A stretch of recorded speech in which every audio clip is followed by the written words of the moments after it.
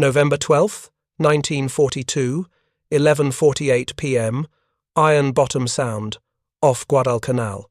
Captain Gilbert Hoover stood on the bridge of the cruiser USS Helena, watching his radar operator track 13 Japanese warships approaching through absolute darkness. The phosphorescent green blips on the SG surface search radar screen painted a picture of the enemy formation with impossible clarity. 2 battleships, 1 cruiser, 10 destroyers. Range, 27,000 yards and closing. The Japanese had no idea they were being watched. Hoover's fire control officer, Lieutenant Commander Rodman Smith, fed the radar data directly into the ship's Mark 8 fire control computer.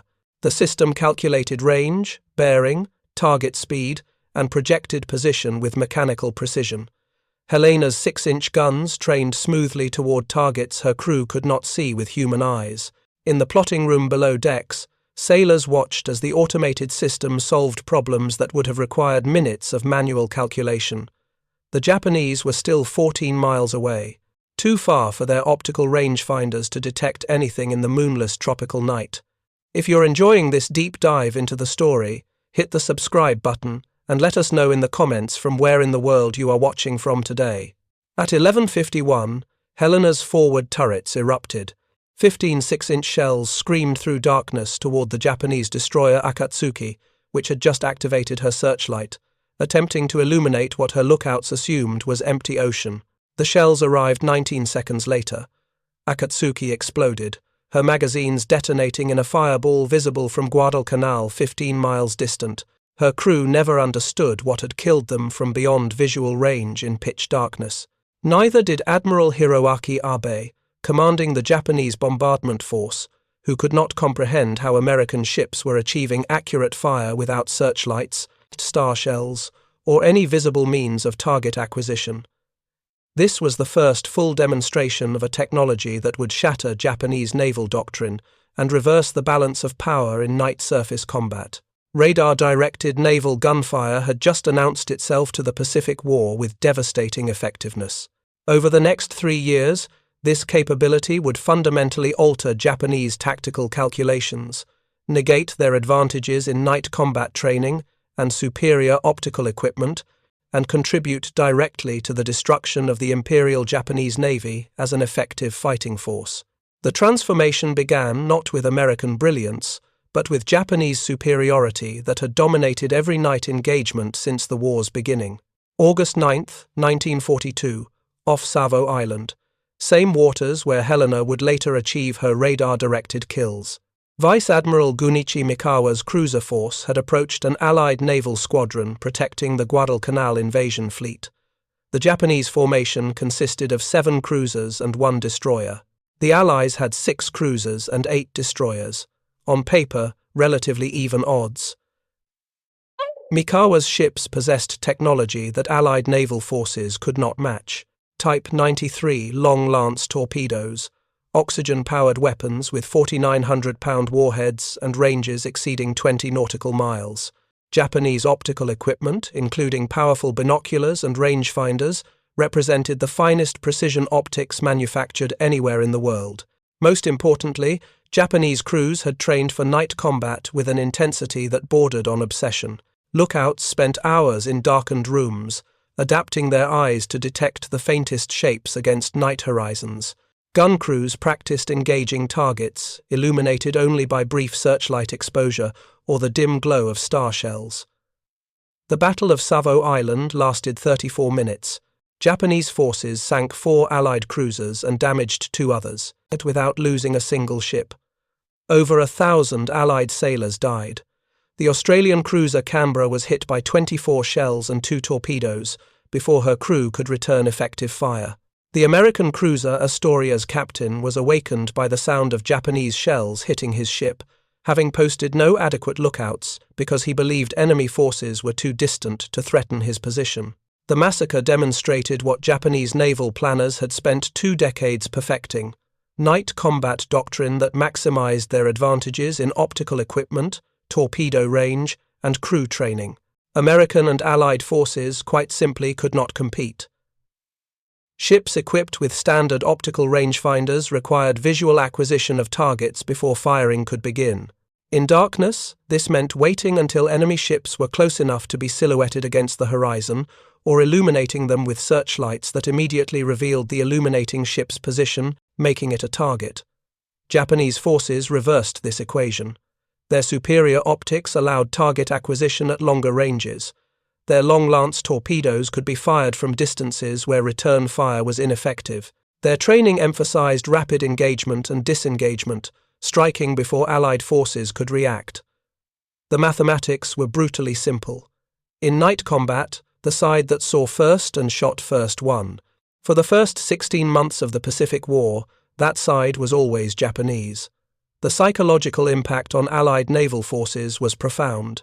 Captains became reluctant to engage Japanese ships after dark. Formations that encountered Japanese forces at night often scattered rather than fighting, knowing that visual combat in darkness favored the enemy overwhelmingly.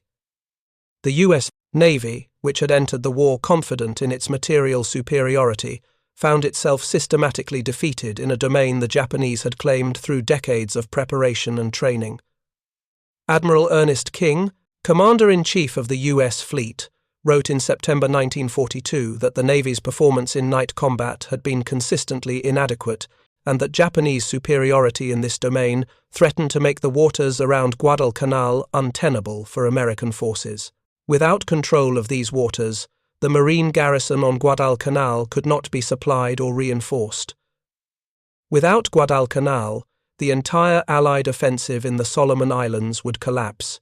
The solution existed, but in September 1942, it was still being tested and refined in laboratories and on test ranges thousands of miles from the combat zone. Microwave radar technology that could detect surface targets with precision sufficient for directing naval gunfire. The theoretical foundation had been established by British and American scientists in the late 1930s, building on work that had initially focused on detecting aircraft. The critical breakthrough came from the cavity magnetron, a British invention that allowed generation of powerful microwave signals from a device small enough to fit inside an aircraft or ship.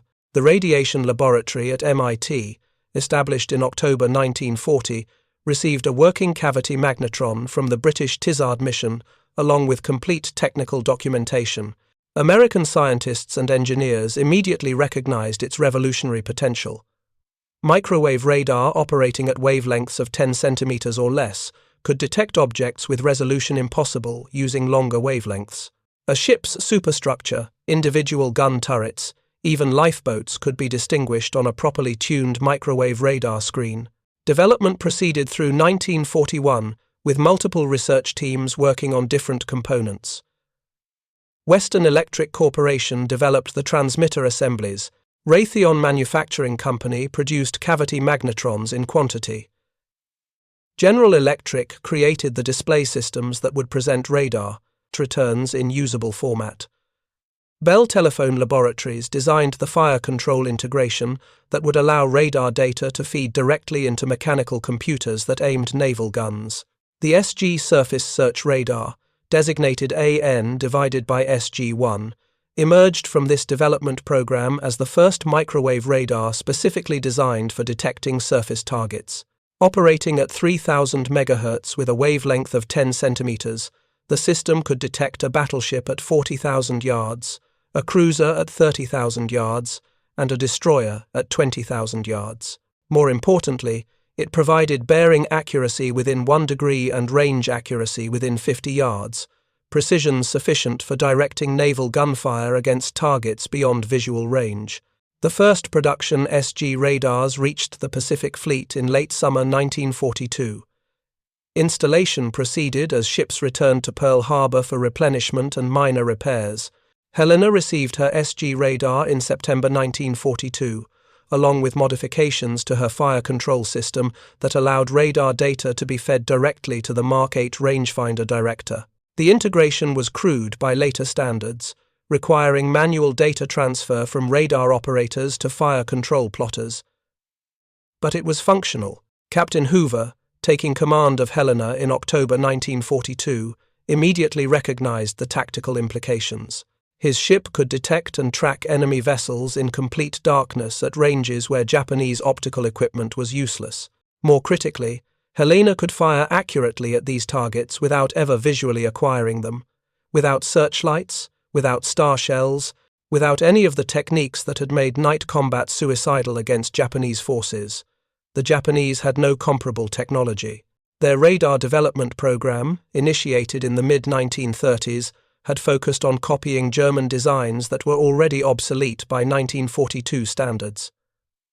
The Type 22 surface search radar, which began appearing on Japanese warships in late 1943, had a maximum range of 22 miles and resolution so poor that operators could rarely distinguish between multiple ships in a formation. More critically, it operated at wavelengths around 150 centimeters, providing none of the precision that microwave systems achieved. Japanese naval doctrine in November 1942 remained built entirely on visual superiority.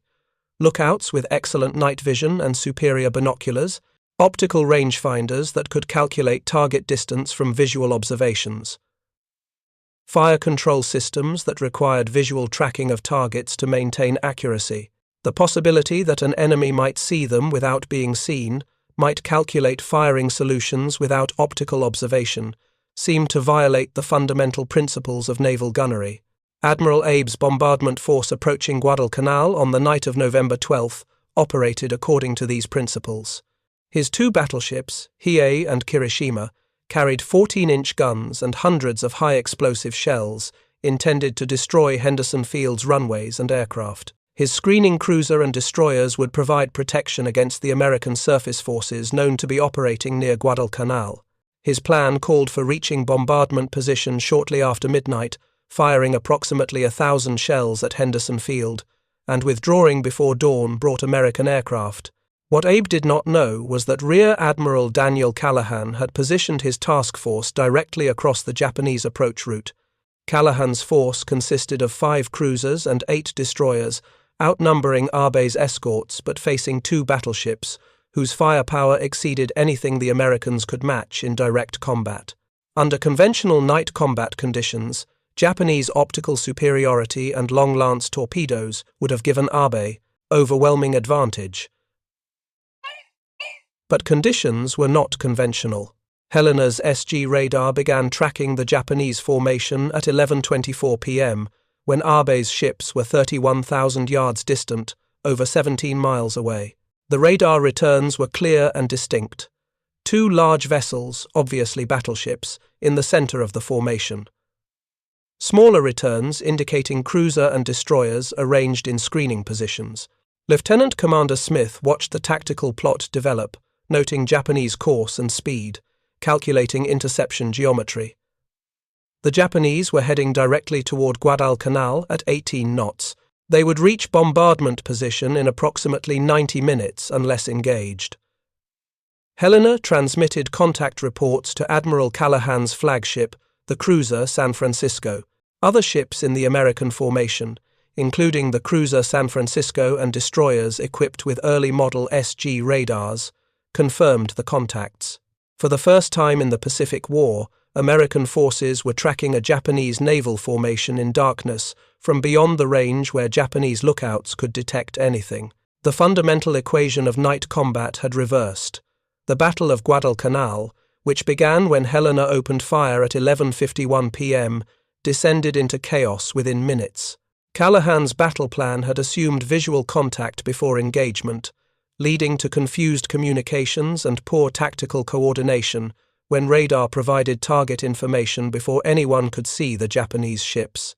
American destroyers and cruisers found themselves intermixed with Japanese vessels at ranges where both sides could fire effectively, negating the radar advantage that should have allowed the Americans to engage from beyond visual range. Helena, however, demonstrated what radar-directed gunfire could achieve when properly employed. Her automated fire control system maintained continuous track on designated targets, even as the battle dissolved into a melee of ships firing at point-blank range. While other American ships searched for targets with optical rangefinders, Helena's guns remained locked on radar-designated aim points, firing steadily without requiring visual confirmation. In the first 15 minutes of combat, Helena fired 960 rounds of 6-inch ammunition. Post-battle analysis credited her with disabling the destroyer Amatsukaze, hitting the battleship Hiei multiple times, and contributing to the destruction of destroyer Udachi. The battle's outcome was mixed. American forces sank 2 Japanese destroyers and crippled the battleship Hiei, which was finished off by aircraft the following day. Japanese forces sank 2 American destroyers and damaged multiple cruisers, including San Francisco, whose bridge was hit by 14-inch shells that killed Admiral Callahan and most of his staff. Both sides withdrew before completing their missions.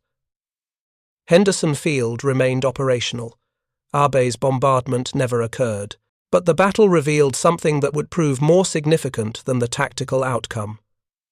American ships, equipped with properly integrated radar fire control, could engage Japanese forces effectively in darkness. Helena's sustained, accurate fire without visual target acquisition demonstrated capabilities that Japanese forces could not match and did not understand.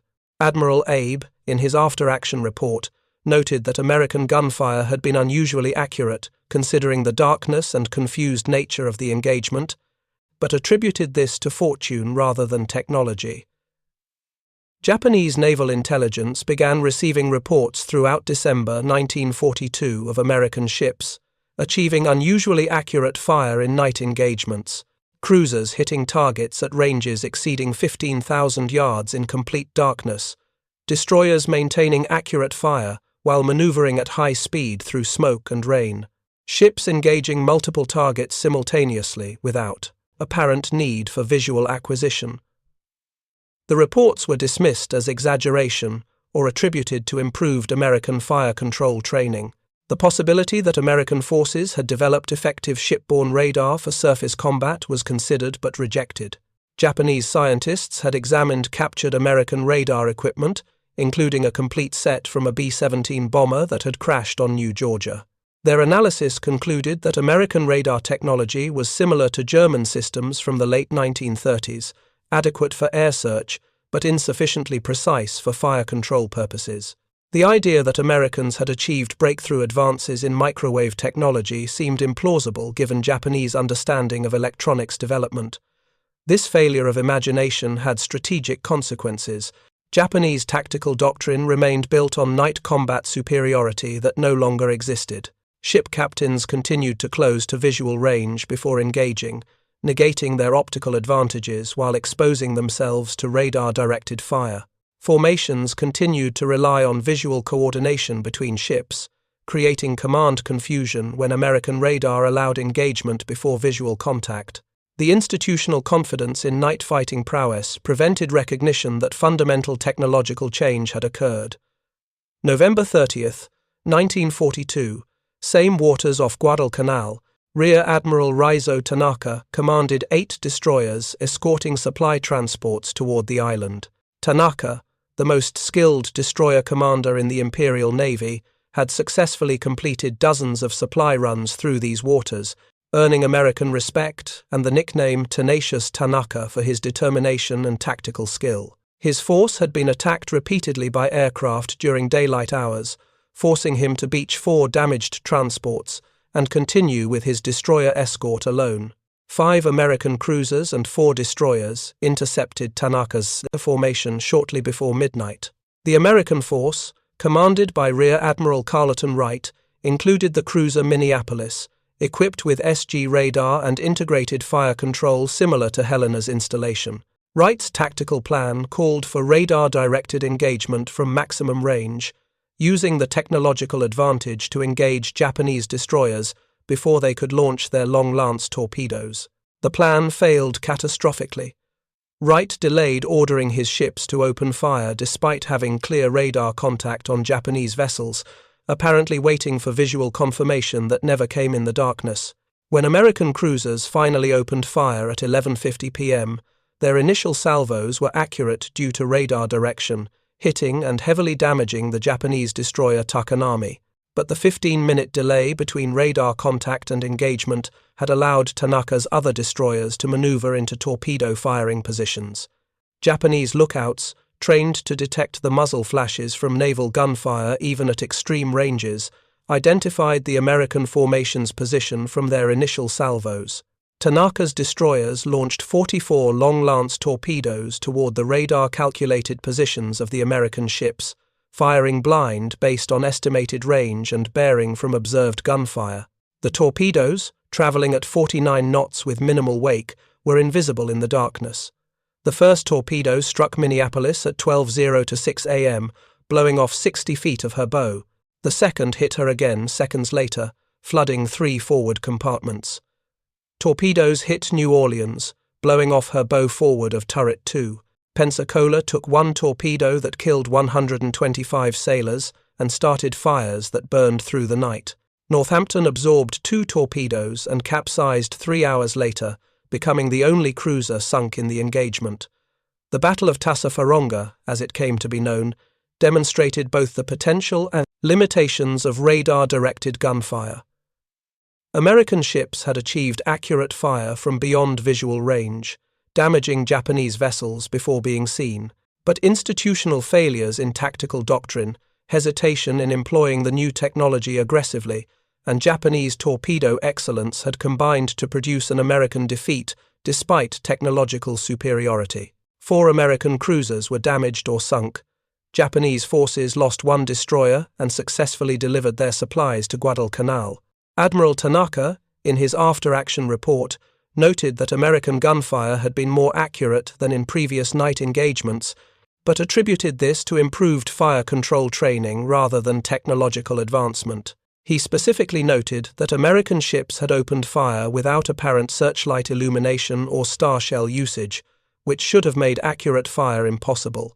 His speculation that Americans had developed superior night binoculars reflected Japanese assumptions about the nature of naval technology. The possibility of electronic target acquisition and tracking seemed beyond credible capability. The U.S. Navy, however, recognized that Tassafaronga had revealed not technological failure, but doctrinal failure. Radar provided the capability to engage from maximum range with high accuracy, but commanders trained in visual combat doctrine were not employing this capability effectively. New tactical instructions issued in January 1943 emphasized aggressive use of radar for both target detection and fire control. Captains were ordered to open fire as soon as radar provided stable tracking solutions, without waiting for visual confirmation. Ships were instructed to maintain maximum range rather than closing for visual combat, exploiting radar advantages while minimizing exposure to Japanese torpedoes.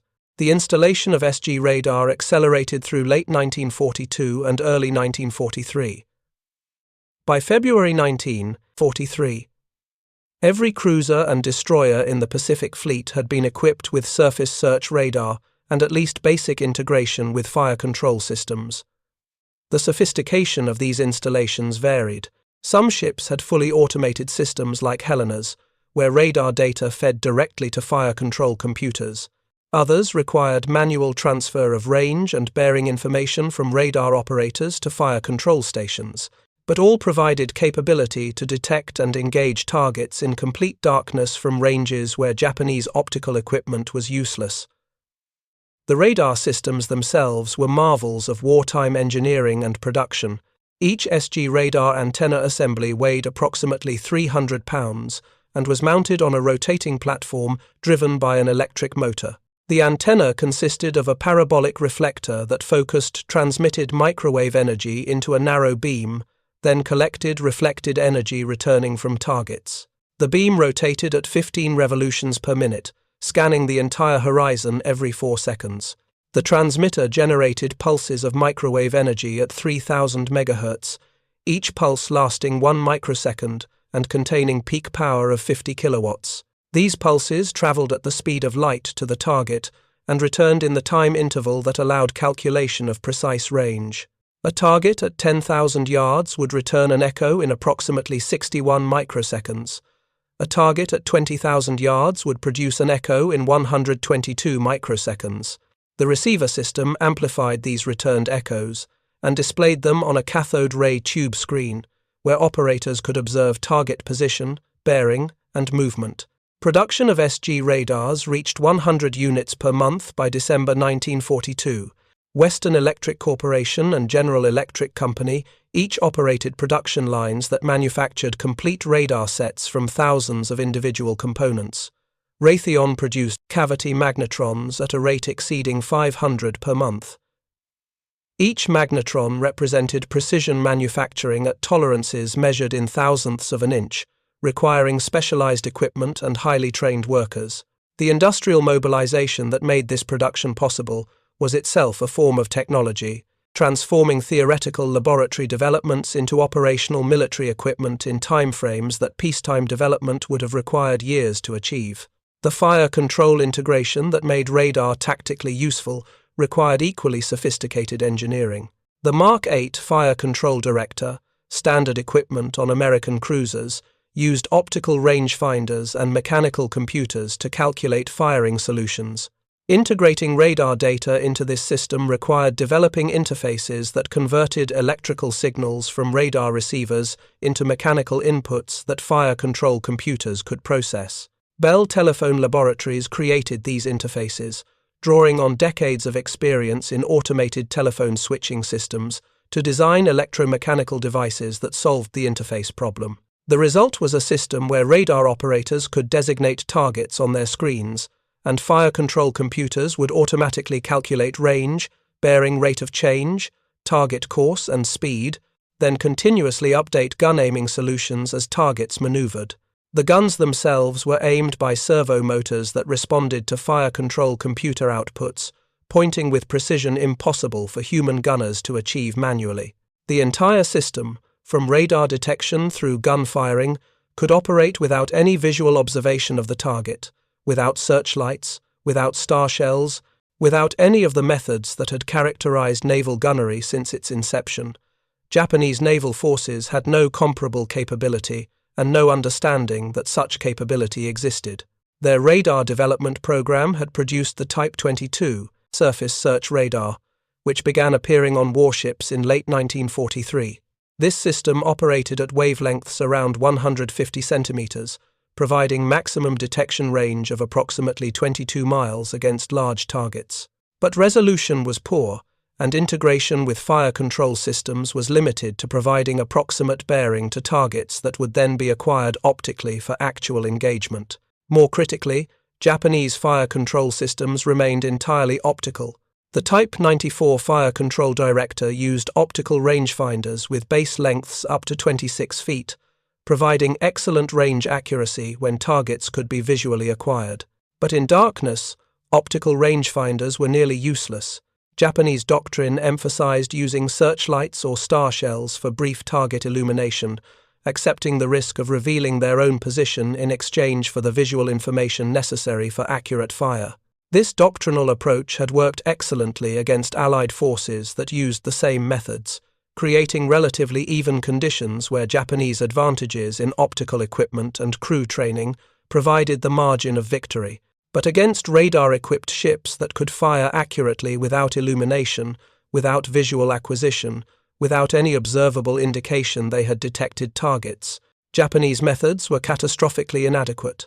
The Japanese did capture American radar equipment on several occasions. The destroyer escort vessel USS Laffey, sunk at Guadalcanal in November 1942, went down with her radar systems intact. Japanese divers recovered portions of the wreckage, including radar components, and shipped them to technical intelligence centers in Japan. Naval ordnance experts examined the equipment, documented its construction, and attempted to determine its capabilities. Their analysis concluded that the radar operated at wavelengths around 10 centimeters, significantly shorter than Japanese systems. They correctly determined that this allowed better resolution and more precise ranging. However, they incorrectly assessed that such short wavelengths would be severely limited by weather conditions, making the systems unreliable in rain or heavy sea states. They also concluded that the precision claimed for the systems was exaggerated, that actual performance could not support fire control applications, and that American success in night combat was primarily due to other factors. This assessment reflected both technical limitations and institutional bias. Japanese radar experts, trained in German techniques and theory from the 1930s, had limited understanding of microwave propagation and signal processing. The sophisticated receiver designs and signal amplification techniques that American systems employed were beyond Japanese electronic capabilities. But equally important was psychological reluctance to accept that Japanese naval forces had been outmatched technologically. Admitting that American radar provided decisive advantages in night combat would require acknowledging that decades of training and doctrine development had been made obsolete by enemy technology. By early 1943, the pattern of night surface combat in the Solomon Islands had fundamentally changed. American forces, equipped with radar and trained in new tactics that exploited electronic detection, began achieving consistent victories in engagements where they had previously suffered defeats. Japanese advantages in optical equipment, crew training, and long-lance torpedoes remained, but could not overcome American ability to detect, track, and engage targets from beyond visual range. March 5, 1943, Kula Gulf, northwest of Guadalcanal. The cruiser USS Cleveland, equipped with SG radar and sophisticated fire control integration, intercepted 3 Japanese destroyers attempting a supply run. Cleveland detected the Japanese formation at 28,000 yards, over 15 miles distant, in conditions of complete darkness, with heavy overcast obscuring the horizon.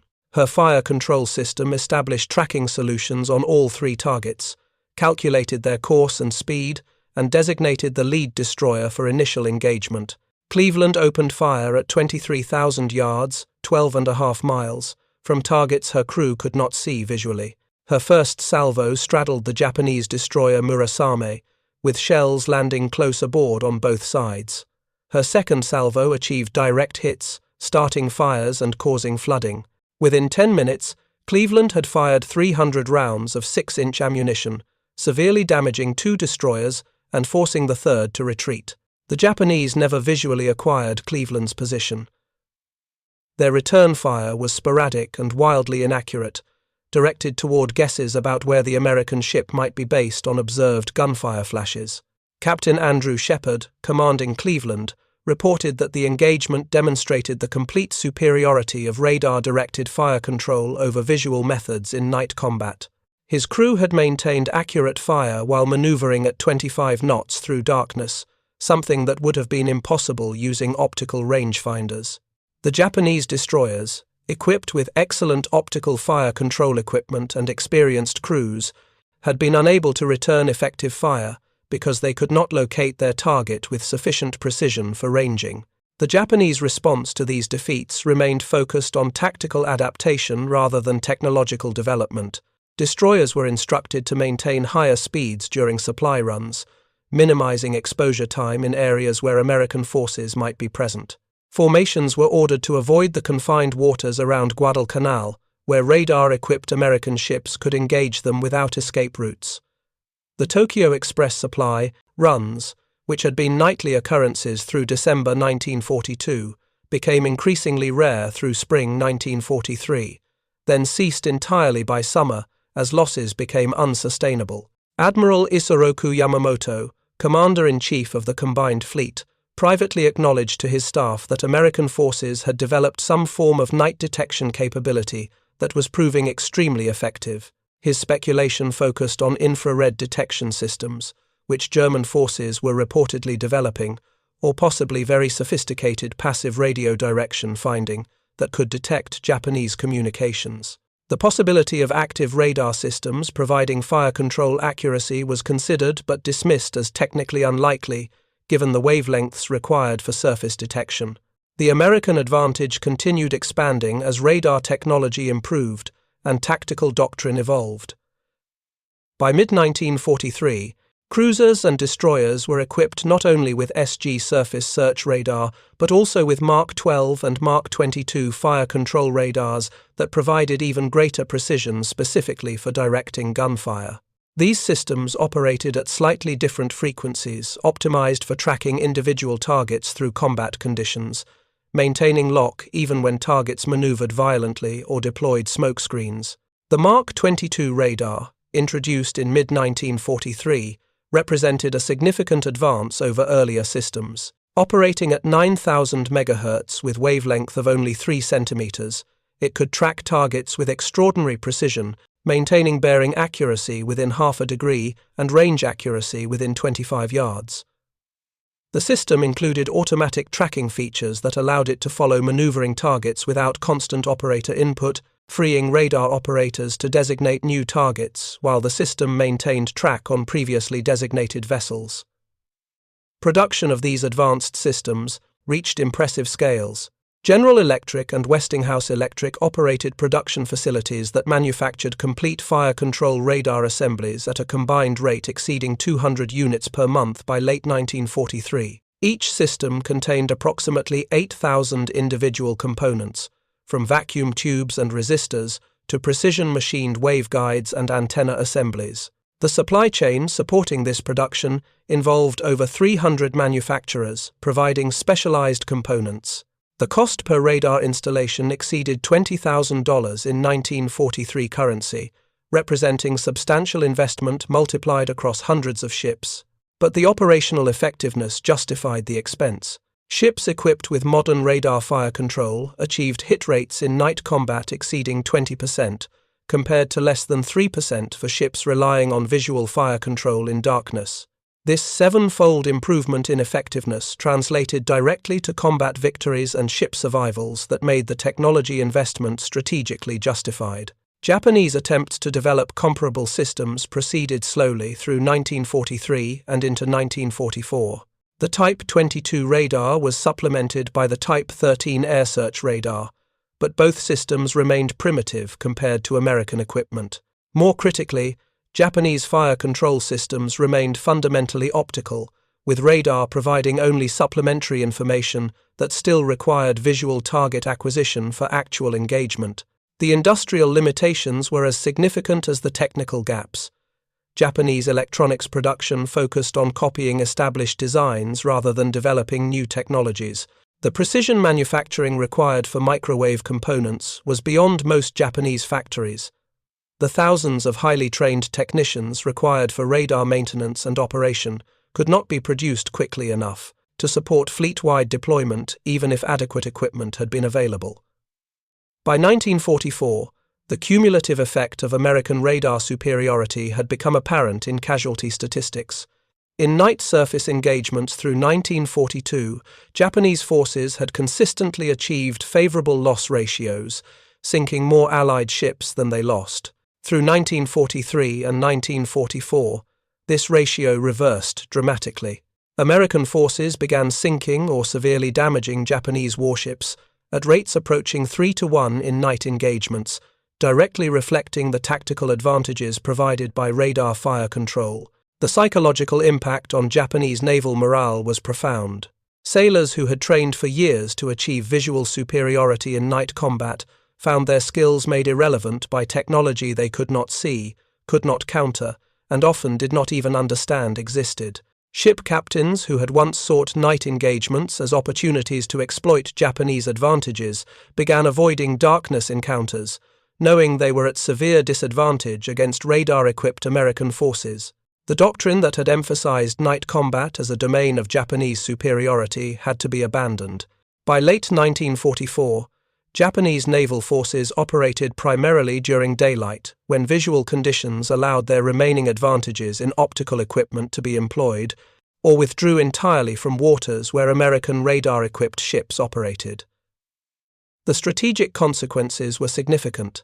Control of waters around contested islands shifted decisively to American forces, enabling amphibious operations that would have been impossible if Japanese forces had maintained their earlier night combat advantages. The legacy of radar-directed naval gunfire extended beyond World War II into modern naval warfare.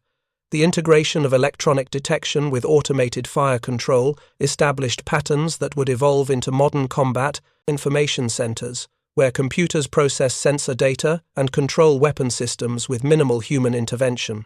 The principle that victory goes to the force that can detect and engage targets first, from longest range, with greatest accuracy, became foundational to naval tactical development. The thousands of radar sets produced during the war represented not just military equipment but a transformation in how warfare would be conducted. The scientists and engineers who developed microwave radar, the industrial workers who manufactured millions of precision components, the radar operators and fire control technicians who employed these systems in combat collectively demonstrated that technological innovation could provide decisive advantages that training and doctrine alone could not overcome. The Japanese never developed effective countermeasures to American radar superiority. Their electronics industry remained focused on conventional technologies through war's end. The few advanced radar systems deployed on Japanese ships in 1945 were still inferior to what American forces had fielded in 1942, a 3-year gap that reflected not just industrial capacity, but fundamental differences in scientific research, infrastructure, and engineering education. The night combat superiority that Japanese forces had spent decades developing was rendered obsolete in approximately 18 months, from the first deployment of SG radar in mid-1942 to early 1944, when American forces had achieved complete electronic dominance in night surface warfare. No amount of training, no superiority in optical equipment, no advantage in torpedo technology could compensate for the fundamental disadvantage of operating blind against an enemy that could see perfectly in darkness. Captain Hoover, watching Helena's radar track Japanese ships through the darkness of Iron Bottom Sound on November 12, 1942, understood that something fundamental had changed in naval warfare. His ship could detect enemies who could not detect her, could fire accurately at targets his crew could not see, could maintain tactical advantage through technological superiority that human capabilities alone could never achieve. In that moment, watching phosphorescent green blips on a radar screen represent actual warships 14 miles distant in pitch darkness, a new era in naval combat had begun. The age when night provided cover for naval operations had ended. The age when optical rangefinders and human eyes determined the outcome of surface engagements had passed. The age when electronic sensors and automated systems provided decisive tactical advantages had arrived.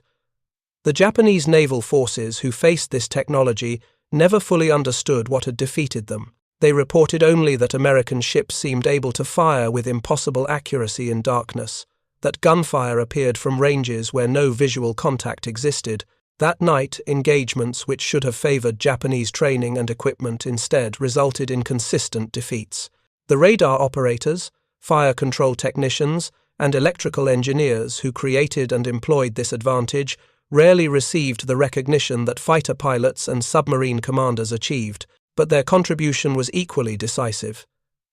They had taken theoretical physics and advanced engineering, combined them with industrial production capacity and tactical innovation, and created a capability that reversed the balance of naval power in a critical theater of the war. The story of radar-directed naval gunfire proves that sometimes the greatest victories are won not through superior courage or training, but through application of scientific knowledge to military problems.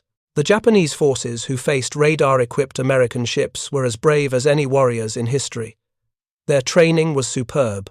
Their equipment, in conventional terms, was excellent. But courage, training, and conventional equipment could not overcome an enemy who had harnessed electromagnetic spectrum for detection and fire control. The thousands of Japanese sailors who died in night surface engagements never understood the technology that killed them. They knew only that American gunfire had become impossibly accurate, that ships could be hit at ranges where visual detection should have been impossible, that darkness no longer provided concealment from an enemy that seemed able to see through night as clearly as day. Those phosphorescent green blips on radar screens, each one representing a ship carrying human beings toward combat they could not win with methods they had perfected over decades, remain testament to how technological change can render obsolete the most carefully developed tactical doctrines and turn supposed advantages into fatal vulnerabilities. If you find this story engaging, please take a moment to subscribe and enable notifications. It helps us continue producing in-depth content like this. The statistical evidence of radar's impact on Pacific naval warfare became undeniable by war's end. Between November 1942 and August 1945, American forces, equipped with radar fire control, engaged Japanese surface forces in 43 documented night actions, American ships achieved favorable loss ratios in 37 of these engagements, a success rate of 86%. In the 16 months prior to radar deployment, Japanese forces had achieved favorable ratios in 11 of 14 night engagements, a 79% success rate that inverted almost perfectly once American technological advantages materialized. The cruiser Helena, whose radar-directed fire had helped devastate Japanese forces at Guadalcanal, continued operating through 1943. Captain Hoover had been promoted to Rear Admiral and reassigned, replaced by Captain Charles Cecil, who inherited a ship whose radar capabilities had been refined through combat experience. Helena participated in the Battle of Kula Gulf on July 5, 1943, where her SG radar detected Japanese destroyers at 24,000 yards, and her guns opened fire at 19,000 yards, well beyond the range where Japanese optical equipment could acquire targets in darkness. Helena fired 932 rounds during the engagement, achieving multiple hits on Japanese destroyers Niizuki and Nagatsuki. Both Japanese vessels were sunk, but long-lance torpedoes, launched before the destroyers were destroyed, continued tracking toward American positions. Helena was struck by 3 torpedoes launched by the destroyer Suzukaze, whose crew had fired based on estimated American positions calculated from observed gun flashes. The cruiser broke in half and sank in less than 20 minutes, taking 168 sailors with her. The loss demonstrated that radar superiority, while decisive, was not absolute protection. Japanese long-lance torpedoes remained formidable weapons, whose range and power could still inflict catastrophic damage, even when the launching vessels were destroyed before confirming hits. But the strategic calculus had fundamentally changed. Japanese forces now lost ships consistently in exchange for occasional successes, whereas previously they had achieved consistent victories with minimal losses. Admiral Tanaka, the destroyer commander who had fought brilliantly at Tassafaronga despite facing radar-equipped American cruisers, was relieved of command in December 1942. His relief stemmed not from tactical failure but from institutional frustration with mounting losses that naval headquarters could not explain. Tanaka had recommended suspension of destroyer supply runs, arguing that losses had become unsustainable. His recommendation was rejected by superiors who insisted the supply runs must continue. When Tanaka persisted in his assessment, he was removed from operational command and assigned to administrative duties in Japan. In his private diary, portions of which were recovered after the war, Tanaka wrote that the Americans had developed night detection capabilities that Japanese forces could not match. He speculated about radar, but acknowledged he did not understand the technology sufficiently to recommend countermeasures. His final entry regarding Solomon Islands operations, dated January 1943, concluded that Japanese naval forces were fighting an enemy who possessed advantages that courage and training could not overcome. The American radar development program continued accelerating through 1943 and 1944. The AN divided by SPS-6 radar, introduced in mid-1944, provided detection ranges exceeding 60,000 yards against large targets, with resolution sufficient to distinguish individual ships in tight formations. Fire control radars evolved to include automatic target tracking that could maintain a lock on maneuvering vessels through violent evasive action, smoke screens, and even chaff dispensers when these countermeasures were eventually deployed. By 1945, every American surface combatant from destroyers through battleships carried multiple radar systems: surface search radars for long-range detection, fire control radars for precision tracking and gun direction, height-finding radars for aircraft detection and anti-aircraft fire control. The electromagnetic environment around American naval forces had become dense with radar transmissions, creating a web of electronic surveillance that made concealed approach nearly impossible. Japanese countermeasures remained limited and ineffective. The Type 22 radar, deployed on major warships by mid-1943, provided some improvement in detection capability, but remained inferior to American systems by margins measured in years of development. Japanese scientists attempted to develop radar-absorbing materials that might reduce the effectiveness of American radar, conducting experiments with various coatings and structural modifications. These efforts achieved marginal success in laboratory conditions, but proved impractical for operational deployment. More fundamentally, Japanese naval doctrine never adapted to the reality of electronic warfare. Training continued, emphasizing visual contact and optical gunnery through 1945. Tactical instructions still prioritized night engagements as opportunities to exploit superior training, despite consistent evidence that such engagements resulted in Japanese defeats. The institutional inability to acknowledge technological inferiority, much less develop effective responses, reflected deeper problems in Japanese military culture, where admitting enemy superiority conflicted with doctrines of spiritual supremacy. The Battle of Surigao Strait, on October 25, 1944, provided the final demonstration of radar's dominance in surface warfare. Vice Admiral Shoji Nishimura led 7 Japanese warships, including 2 battleships, through Surigao Strait, in a desperate attempt to attack American amphibious forces supporting the Philippines invasion. Rear Admiral Jesse Oldendorf commanded 6 American battleships, 8 cruisers, and 28 destroyers positioned to intercept the Japanese force. Oldendorf's ships detected Nishimura's formation on radar at 42,000 yards, over 23 miles distant, in conditions of complete darkness. American destroyers launched torpedo attacks guided by radar fire control, hitting battleship Fuso and 3 destroyers before Japanese forces could return fire. As Nishimura's surviving ships entered the strait, they faced American battleships, arranged in a classic crossing the T formation, the optimal tactical position where all guns could bear on targets that could only return fire with forward turrets. The American battleships opened fire at 22,000 yards, over 12 miles, using radar-directed fire control. Their shells began landing around Japanese ships within 30 seconds. Battleship Yamashiro, Nishimura's flagship, was hit repeatedly and sank at 03:19 a.m. Cruiser Mogami was crippled. Only destroyer Shigure escaped, damaged but mobile. The entire action lasted less than an hour. American forces fired approximately 4,000 rounds of heavy-caliber ammunition, achieving hit percentages that would have been impossible using optical fire control in darkness. Admiral Nishimura died aboard Yamashiro, never understanding how American forces had achieved such devastating fire accuracy in pitch darkness. His radio transmissions during the approach had reported no visual contact with American forces, suggesting he believed surprise remained intact, even as radar operators on dozens of American ships tracked his every movement. The psychological gap between Japanese expectations and American capabilities had never been greater or more fatal.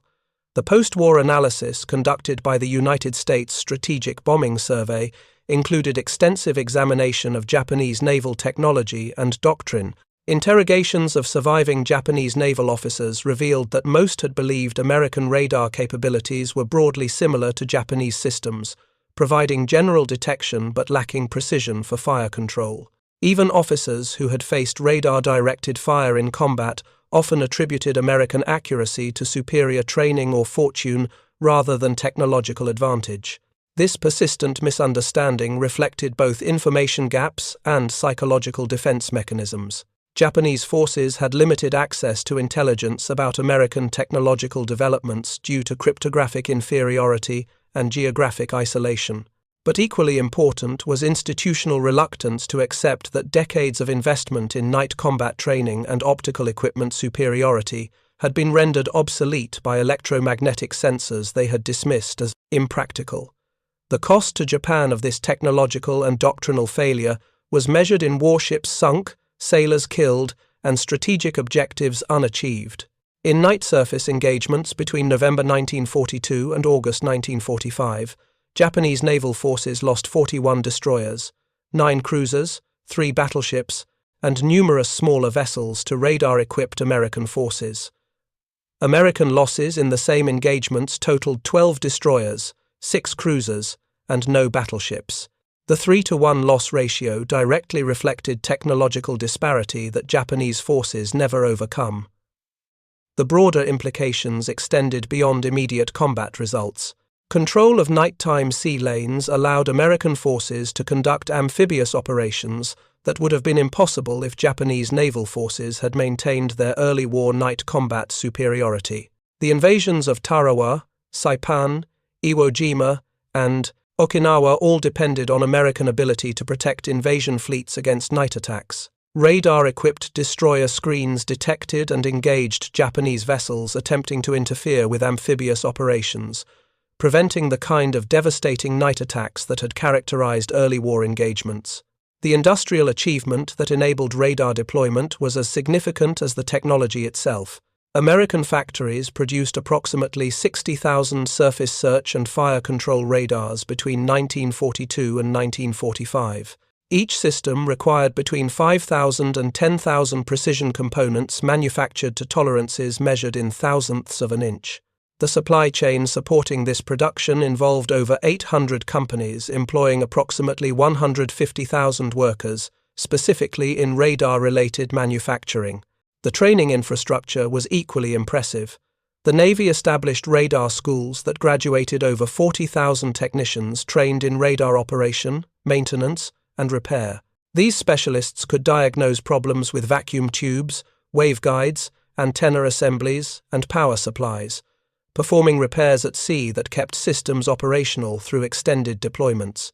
The institutional capacity to not just produce advanced technology, but deploy and maintain it operationally, represented advantages that Japanese forces could not match even if they had developed equivalent equipment. Dr. Merle Tuve, whose leadership of the proximity fuse program had revolutionized anti-aircraft warfare, later reflected that radar's impact on surface combat had been equally significant but less publicly recognized. The proximity fuse had achieved dramatic results that were easily understood, shells that exploded near aircraft rather than requiring direct hits.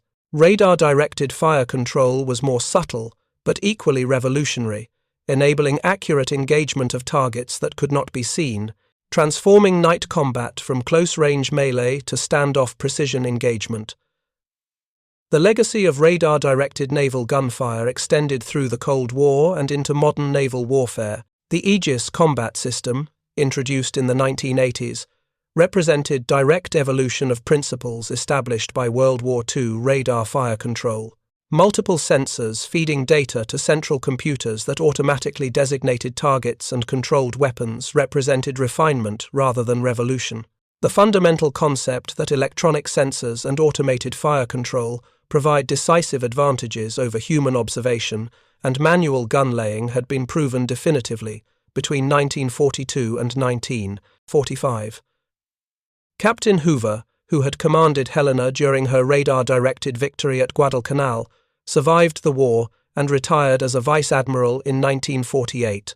In his retirement memoir, portions of which were published in naval journals, he reflected that the night of November 12, 1942, had represented a turning point not just in the Guadalcanal campaign, but in naval warfare generally.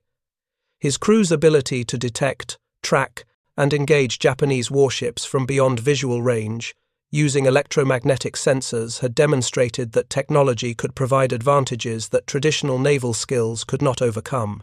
The Japanese naval officers who survived the war faced the psychological burden of understanding how completely their doctrine and training had been rendered obsolete. Admiral Tanaka, interviewed by American naval historians in 1948, acknowledged that Japanese forces had never developed effective responses to American radar. His assessment was that institutional resistance to acknowledging technological inferiority had prevented the kind of fundamental doctrinal revision that might have mitigated radar's impact. By the time Japanese leadership accepted that American radar provided decisive advantages, it was too late to develop countermeasures or alternative tactics.